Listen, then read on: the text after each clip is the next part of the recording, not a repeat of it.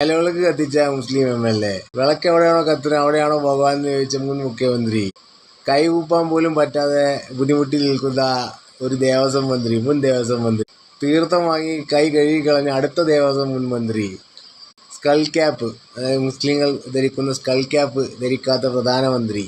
ഈ വിഷയങ്ങളെക്കുറിച്ച് എനിക്ക് പറയാനുള്ള ഒന്നേ ഉള്ളൂ. ഇതിൽ ആദ്യത്തേത് തെറ്റാണെന്നുണ്ടെങ്കിൽ ബാക്കി 4 തെറ്റല്ല. ഇനി ആദ്യത്തെ ശരിയാണെന്നുണ്ടെങ്കിൽ ബാക്കി 4 തെറ്റാണ്. തെറ്റ് ശരിയിലും നിങ്ങൾ ഏതിനാണ് പ്രാമുഖ്യം കൊടുക്കുക എന്നുള്ളത് നിങ്ങളാണ് തീരുമാനിക്കേണ്ടത്. മതപരമായിട്ട് അത് നിങ്ങൾക്ക് ചെയ്യാൻ പാടാത്ത കാര്യമാണ്.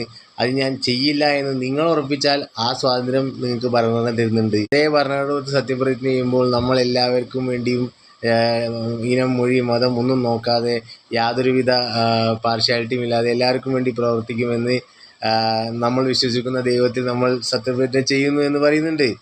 അപ്പോൾ ബാക്കിയുള്ളത് ചിന്തിക്കേണ്ടത് അവരും ജനങ്ങളുമാണ്. നന്ദി, നമസ്കാരം.